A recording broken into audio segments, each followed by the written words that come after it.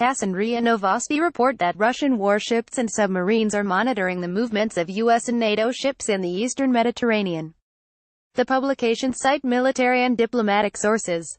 According to the publication's sources, Russian forces are continuously monitoring, from a close distance, U.S. Navy and their NATO ally warships and submarines in the eastern Mediterranean. The ships have not left the logistics center in Tartus due to the expectations of a strike in Syria, the sources added.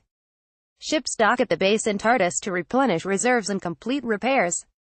After docking, they generally return to sea, the source from RIA Novosti reported.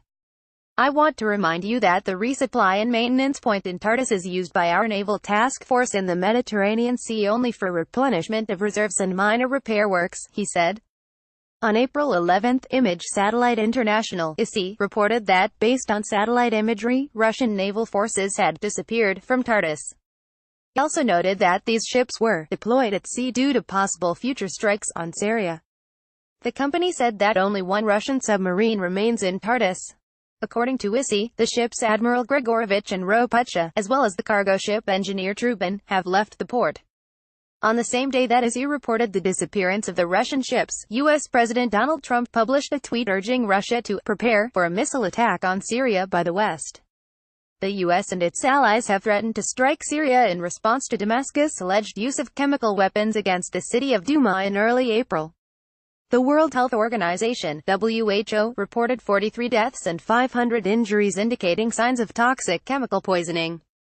Moscow and Damascus deny any involvement in a possible chemical attack. On Friday, April 13, Russian Defense Ministry spokesman Igor Konashenkov said that evidence proving the use of chemical weapons was fabricated, and that videos showing physicians and injured persons were staged. Konashenkov also said that Great Britain participated in organizing the provocation in Eastern Ghouta. London has called Konashenkov's statement ludicrous.